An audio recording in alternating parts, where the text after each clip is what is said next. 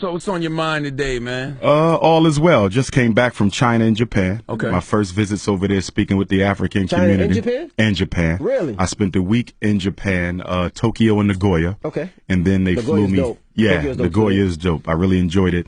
And then I went to Shanghai and Beijing.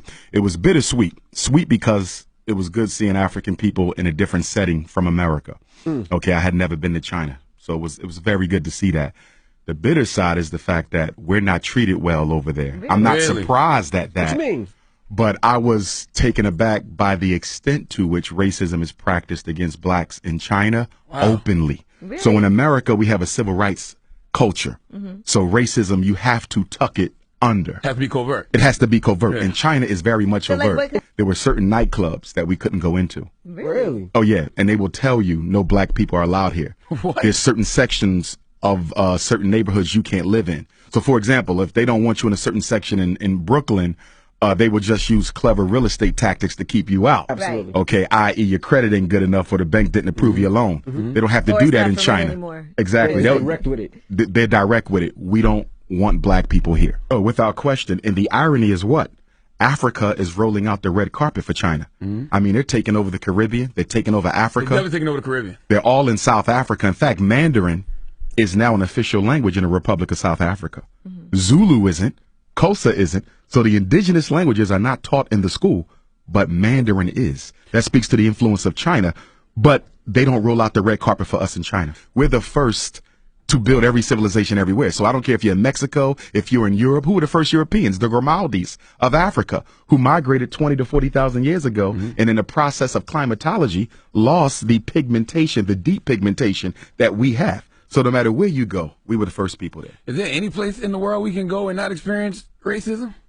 No, not at all. Even the Because- Caribbean? Not even in the Caribbean. In fact, when I was in Jamaica, I keynoted the Garvey celebration last summer, Ocho Rios. The Chinese pretty much own Jamaica.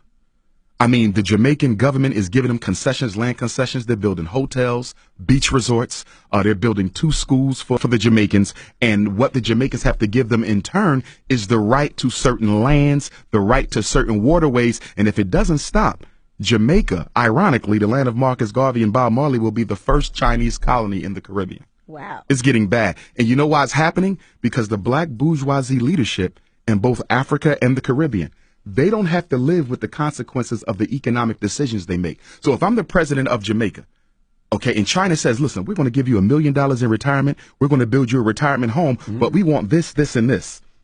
And you can loan as much money as you want. You can borrow as much money from the Bank of China as you want. I'm going to be set by the time I leave office. But what about my nation? Jamaica will be struggling for the next 50 and 75 years because of bad economic decisions from selfish leaders today. And that's the problem in Africa, and it's the problem in the Caribbean. Well, you got to remember, China is overpopulated.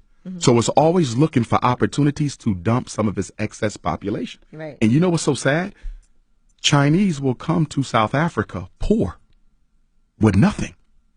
And in 3 years, they're owning 2 and 3 major businesses. Because what happens is when the Chinese come, they employ their own. They don't employ indigenous African labor. But this is exactly what the heads of state tell black people. Let the Chinese come to Jamaica. Let them come to South Africa. They're going to give you guys jobs. The jobs never come. They bring their own population, which makes sense from their perspective because they have so many people that need a place to go outside of China. So they're showing up broke and going back home.